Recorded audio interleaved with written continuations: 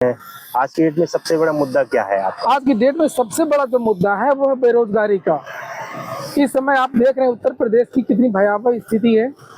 ना तो निजी क्षेत्र में रोजगार है, और मैं तो प्रयागराज में रहता हूँ। कहते हैं अगर आपको कुछ भी देखना है तो अपने आसपास 10 किलोमीटर के एरिया में देखिए, वहीं से मालूम चल जाएगा कि आपका यूपी कहाँ जा रहा है और देश कहाँ जा रहा है। तो हम अपना इलाहाबाद देखें तो यहाँ पर कोई इंडस्ट्री नहीं है, कोई उद्योग हो, उस तरीके की फैक्ट्री हो जैसे नोएडा, गाजियाबाद, गुजरात, मुंबई में है, तो लोग वहाँ पर रोजगार के लिए कुछ काम कर लेते हैं। तो प्रयागराज पूरे जिले में इस तरीके का कुछ है नहीं। जो थोड़ी बहुत संस्थाएं थी नैनी में, वो बंद पड़ी हुई है। यहाँ पर सबसे ज्यादा जो छात्र प्रयागराज में रहते हैं वो सरकारी भर्तियों की तैयारी करते हैं। और आप यहाँ पर देख रहे हैं कि जो प्राथमिक विद्यालय है सरकार उनको बंद करने जा रही है। 27,000 से ज्यादा प्राथमिक विद्यालय बंद हो सकते हैं। सरकार का ये तर्क है कि जब विद्यालयों में बच्चे नहीं होंगे तो हम विद्यालय खोल के करेंगे क्या। लेकिन सरकार को ये सोचना चाहिए कि आखिरकार ये स्थिति आई क्यों, उन विद्यालयों में आखिरकार बच्चे क्यों नहीं आ रहे हैं। जब ये बताइए आप, जब विद्यालयों में इंफ्रास्ट्रक्चर नहीं होगा, कापी किताबें नहीं आप दोगे, स्टूल नहीं होगा, वहाँ पर आजकल डिजिटल बोर्ड का जमाना है, पार्टी का जमाना नहीं है। कंप्यूटर होना चाहिए, डिजिटल बोर्ड होना चाहिए, और सही में तो प्राथमिक विद्यालयों में एक बाबू की भी नियुक्ति होनी चाहिए, जो कि उत्तर प्रदेश में नहीं है। ज्यादातर विद्यालयों में 25,000 ऐसे विद्यालय हैं जो केवल एक शिक्षक के भरोसे है। क्या वो शिक्षक कभी बीमार नहीं होता है, कोई त्योहार नहीं आता है, कुछ घरेलू काम नहीं होता है? अगर वो शिक्षक उस दिन विद्यालय नहीं आए तो वो विद्यालय बंद हो जाएगा। तो सरकार को इसके बारे में सोचना चाहिए कि हम उन विद्यालयों में ऐसे संसाधन दें ताकि वहां पर बच्चों की संख्या आए। लेकिन सरकार बहुत दिनों से वहां पर कोई संसाधन देती नहीं है, न देख रेख करती है। और यही कारण है कि आज ये नौबत आ गई है कि अब होगा ये, अगर ये प्राथमिक विद्यालय बंद हो जाएंगे तो जो मजदूर हैं, गरीब वर्ग हैं, वो अपने बच्चों को कहाँ पढ़ाई लिखाई करवाएगा। दूसरा तर्क ये भी है कि पहले 7.5 लाख सृजित पद थे अध्यापकों के। बहुत सारे बीएड बीटीसी की विद्यार्थी कोर्स करने के बाद में सरकारी भर्तियों के तैयारी करते थे और रोजगार प्राप्त करते थे। लेकिन जब ये सरकार विद्यालय बंद कर देगी तो सरकारी भर्तियां भी नहीं आएंगी। आपको पता है बिजली विभाग पूरा बेच दिया गया, पूरा निजीकरण हो गया। प्राथमिक विद्यालयों में बाल वाटिका बनाई जा रही है, बाल वाटिका में आंगनबाड़ी और ईसीसी एजुकेटर की जो भर्ती 2800 की आई है। अब ये ईसीसी एजुकेटर सरकार संविदा पे रख रही है। संविदा पे इनको मिलेगा कितना, 10,313 रुपए। 10,313 रुपए में कैसे वो पढ़ाएगा? वो दूसरे काम करेगा, वो ढंग से पढ़ाएगा भी नहीं। तो सरकार ज्यादातर निजीकरण कर रही है, आउटसोर्सिंग से भर्तियां करना चाहती है। सभी विभागों में, एक विभाग ही नहीं है। प्राथमिक विद्यालयों में शिक्षकों की भर्ती लगभग 8 साल से नहीं आई है। अंतिम भर्ती 69,000 और 68,500 की 2018 में हुई थी। 8 साल से उत्तर प्रदेश में शिक्षकों की कोई भर्ती नहीं आई है। यही हाल ऐसे विद्यालयों का है। एलटी शिक्षक भर्ती लगभग 8 साल से नहीं आई, अंतिम भर्ती 2018 में आई थी। तो रोजगार का इससे इस समय सबसे बड़ा इश्यू है। और ये सरकार जो योगी 2.0 सरकार है तो 2022 के बाद आई है।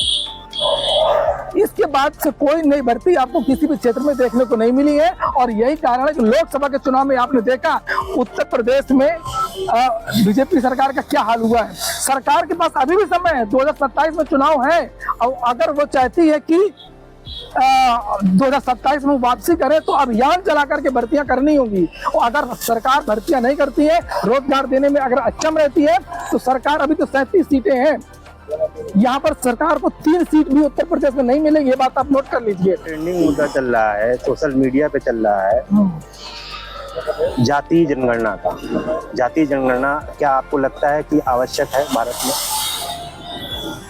जातीय जनगणना की आवश्यकता नहीं है। वैसे जातीय जनगणना की आवश्यकता नहीं है। तो उससे होगा ये कि अगर जातीय जनगणना हो जाएगी तो उससे दूसरे मुद्दे हाईलाइट हो जाएंगे। जो राजनीतिक पार्टियां हैं वो जाति की बात करेंगी और जो हमारे जो मूलभूत मुद्दे हैं वो खो जाएंगे। जैसे मैंने बताया, रोजगार का मुद्दा, बेरोजगारी का मुद्दा, शिक्षा का मुद्दा, ये मुद्दा खत्म हो जाएंगे। और जाति, आरक्षण, इन सब में लोग बहुत एक्टिव होते हैं, लोगों को बहुत इंटरेस्ट आता है, राजनीतिक पार्टियों को इससे बहुत ज्यादा लाभ होता है। तो राजनीतिक पार्टियां जाति के बाद में आ जाएंगी आरक्षण पे, आरक्षण के बाद में फिर कुछ और नई नई पार्टियां निकल आएंगी कि जिसकी जितनी जाति उतनी आरक्षण। तो मुझे नहीं लगता है कि एक नए विवाद में कूदना चाहिए। सिंदूर हुआ था जी, उस पर आपका क्या विचार है? उस पर आपको क्या कहना है? ऑपरेशन सिंदूर में तो क्या है, अब उसका राजनीतिक लाभ नहीं लिया जाना चाहिए। इसके पहले भी सरकारें करती रही हैं, बड़े बड़े, कांग्रेस की सरकार ने भी किया था, सभी सरकारों ने किया था। और जब भी हमारे देश में इस तरीके की कोई चीज आई, हमारी सेना ने जोरदार तरीके से पलटवार किया है, लेकिन इसका राजनीतिक लाभ किसी को नहीं लेना चाहिए। और हमारे सैनिकों पर हमको गर्व है। आज की डेट में कानून व्यवस्था पे आप क्या कहना चाहेंगे? अच्छी है, व्यवस्था अच्छी है, उसके अलावा कोई व्यवस्था अच्छी नहीं है। अच्छा। आप सड़क जाकर के देख लीजिए, यहाँ पे सामने अभी मैं कालिंदीपुरम में आया हूँ, वहाँ की सड़क आप देख लीजिए। सरकार केवल कानून पे ही काम कर रही है। ऐसे लग रहा है जैसे पूरे प्रदेश में आतंकवादी ही रहते हो। मतलब पुलिस की लगातार भर्तियां आ रही हैं, पुलिस की भर्तियां तो हो रही हैं, दरोगा की भर्तियां हो रही हैं, और रोज नई नई घोषणाएं की जा रही है कानून। लेकिन ऐसा नहीं है। जब विकास होना चाहिए तो समावेशित विकास होना चाहिए, चारों तरफ विकास होना चाहिए, तो वो चीज नहीं है। हमारे ग्रामीण क्षेत्रों में उतना विकास नहीं हुआ है। ग्रामीण क्षेत्रों में केवल कुछ शहरों में, कुछ पर्वों में तो चीजें देखने को मिलती हैं, लेकिन सबसे बड़ा मुद्दा इस समय गाँव को लेकर के भी है। आप गाँव में जाकर के देख के आइए, गाँव में भी अतिक्रमण बहुत ज्यादा है, गाँव में बहुत ज्यादा विवाद है, तो गांव में बहुत सारी समस्याएं हैं, कुछ भी बदलाव गांव में नहीं हुआ है। तो ये जो इस समय जो चीजें हैं वो केवल हाईलाइट है कुछ शहरों में, खासतौर से मतलब जैसे गोरखपुर हो गया, बनारस हो गया, इलाहाबाद कुंभ हो गया। जो बड़ा प्रोग्राम आता है तो उसमें तो चीजें हाईलाइट होती हैं, सरकार खूब पैसे बड़े लेकर खर्च करती है, लेकिन हमारे गाँवों का विकास जब तक नहीं होगा तब तक यूपी का विकास नहीं हो पाएगा।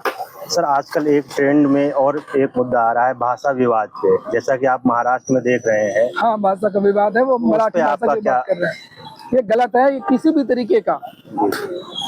तरीके का हमारे देश की एकल नागरिकता है। कोई भी व्यक्ति कहीं भी रह सकता है, रोजगार कर सकता है, कहीं भी काम कर सकता है।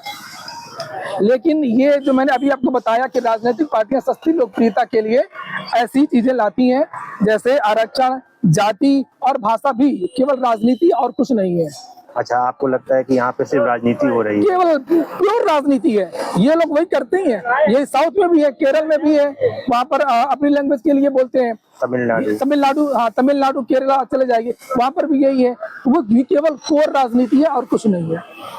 ठीक है, धन्यवाद सर। धन्यवाद।